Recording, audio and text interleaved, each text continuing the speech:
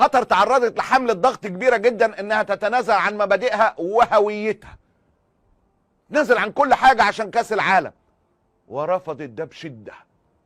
ولم يكن اكثر المتفائلين يتخيلوا انها ستصمد، ولو عملت كده كان في ناس كانها تبلعها ويقول لك النظام العالمي ويا عم تعمل ايه وهي عشان تنظم واحنا وضعنا، في ناس كده عايشه مكسوره وهتعيش مكسوره وما تتخيلش رفع الراس.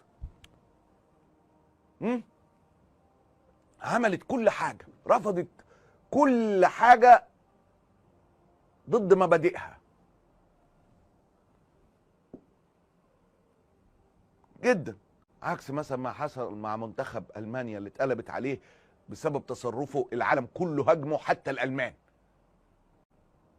كانوا يريدون العالم ان هذا المونديال يكون مونديال التطبيع بقى، العرب مضوا وعملوا وخانوا وركعوا وناموا نومة العازب وعملوا كل حاجة، كانوا متخيلين انه هيبقى بقى ايه، وعشان كده جيش الاحتلال دفع بكمية مراسلين وتغطية رهيبة جدا بقى، هنجبر الشعب القطري والشعوب العربية على كده.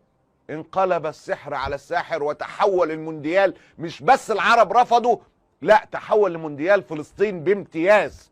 بقول لك لو هتقعد تعد المكاسب من هذا الكأس علينا بلا حصر. اعلام فلسطين سيطرت على كل حاجة واصبحت حديث العالم في قدر المبالغة ابدا. النهارده الشاعر الفلسطيني رائع تميم البرغوثي بيختتم كاس العالم بالكوفية الفلسطينية. تميم البرغوثي بيختم كاس العالم قصيدة عن كرة القدم في حفل نهائي كاس العالم 2022 في قطر. اعلام فلسطين في كل الماتشات بتترفع، رفض ومقاطعة لاعلام جيش الاحتلال.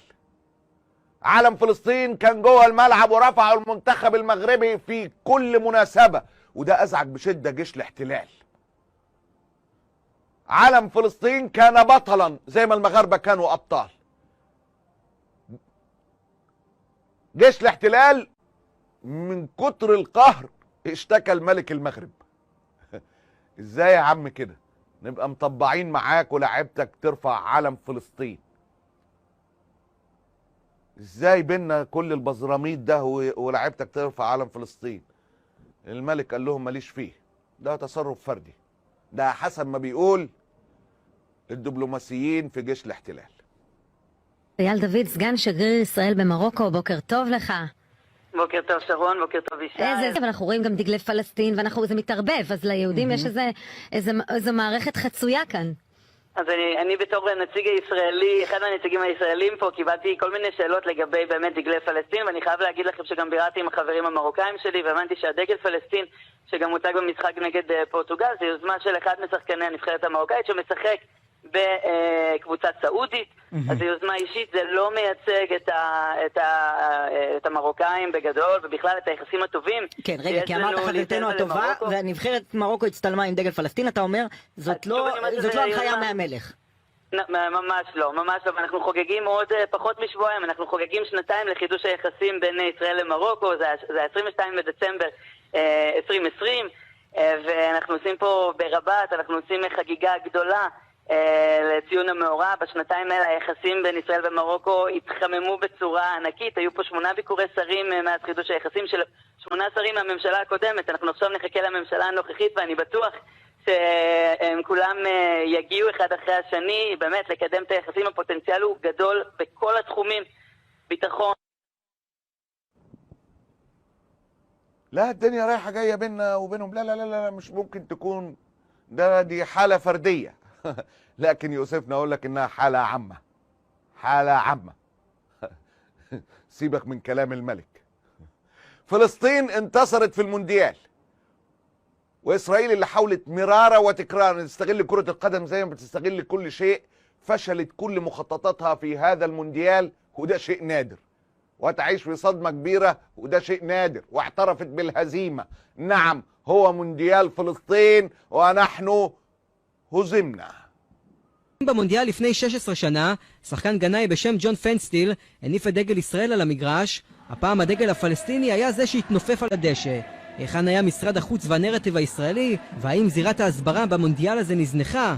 אולי משרד החוץ וממשלת ישראל צריכים להפיק לקחים למונדיאל הבא. מראש היינו צריכים להבין שהולך להיות מונדיאל סופר פוליטי, ולכך היינו צריכים להיערך ברמה הכי משמעותית, דיסקרטית מול פיפ"א. כאן אין ספק שיש החמצה. قبل 16 سنة خلوا لاعب غاني يرفع علم إسرائيل في الملعب، لكن في مونديال قطر الهزيمة ساحقة ساحقة. هكذا يتحدث إعلام جيش الاحتلال عن تلك الهزيمة، ليست بكلماتي.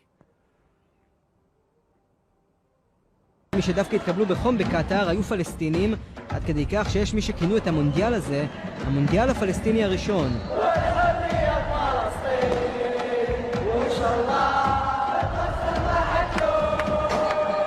אז האם ישראל פספסה משהו שהתרחש מתחת לפני השטח ברקע תהליכי הנורמליזציה והסכמי אברהם?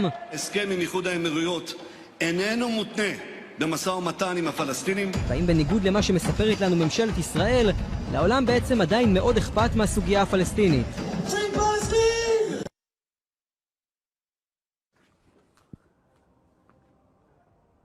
ده بلسانهم، ده بلسانهم. المونديال فلسطيني وفشل التطبيع.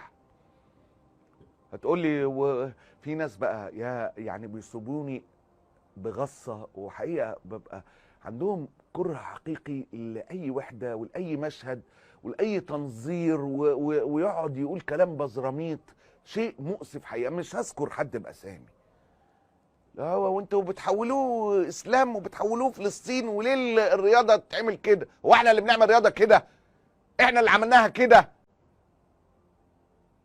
ده احنا الأول مرة ننجح في مشهد. وبعدين قلت لحضراتكم تذكروا ان اللي فتح الفتحة دي العالم الغربي لما سيس الكرة تسييس غير مسبوق.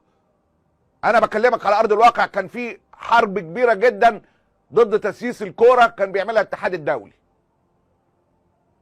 الفيفا، حرب كبيرة جدا.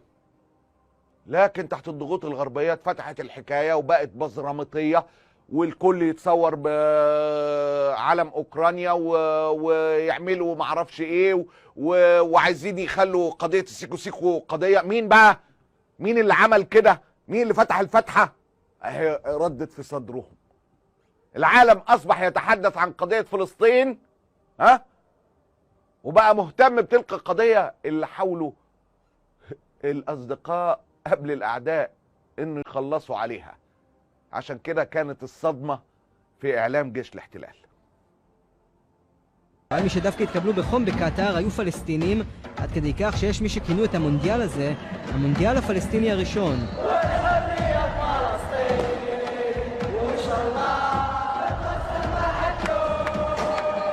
אז האם ישראל פספסה משהו שהתרחש מתחת לפני השטח ברקע תהליכי הנורמליזציה והסכמי אברהם?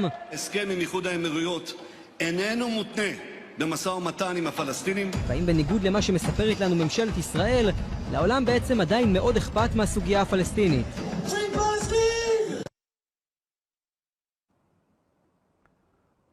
وده واحد من الدروس والعبر التي لا تنتهي.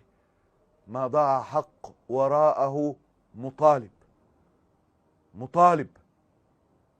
ما ضاع حق. ما قدرناش نخلي كاس الامم الافريقيه اللي في مصر كاس فلسطين. ربك يسخر قطر في كاس العالم تبقى كاس فلسطين.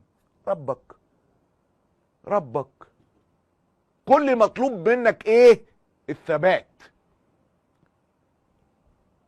كل اللي مطلوب انك تؤدي كل ما عليك. دي درس من الدروس. القضية الفلسطينية مثال. كل اللي مطلوب انك تأدي عليك اللي ما عليك وتثبت. عشان كده دايما الدعاء لازم يكون اللهم ثبت اقدامنا. ثبات ده من عند ربنا. النتيجة مالكش فيها. دي خلاصة التجارب والحكايات وحقيقة والاختبارات. النتيجة مالكش فيها، لكن انك تموت وانت على درب ما تؤمن به. بسبب ان كاس العالم بقى كاس فلسطين، واهتمام العالم بقى، شوف هو ده بلسانهم اهو، قضيه فلسطين ما زالت تشغل العالم. حاولوا تشويه لعيبه المغرب في اعلام جيش الاحتلال. لا مش في اعلام جيش الاحتلال بس، في كل الاعلام، على راسه الالمان للاسف الشديد. قناه المانيه قالت لك دول ده لعيبه المغرب بيرفعوا ايديهم نفس رفعه داعش، دول دواعش. جنون ما بعده جنون. والله وصفوا كده، قال لك دول دواعش. الالمان يعني في حاله رهيبه جدا هم كمان. ما تقدرش تفرق بين الالمان في هذا الجزء. حقيقه تشعر انه ايه يعني، بعد هتلر عملوا لهم عمل تحت بتاعه نمله. قال لك ده في لعيبه المغرب دول دواعش. ليه بقى يا معلم؟ قال لك دول رافعين ايديهم زي داعش. Der marokkanischen Fußballnationalmannschaft sorgt unterdessen für Irritation. Auf dem Bild posieren nämlich 3 Spieler mit der marokkanischen Fahne, winkeln ihre Arme an und strecken ihren rechten Zeigefinger nach oben. Das ist ein Gruß, den sich auch der sogenannte Islamische Staat angeeignet hat.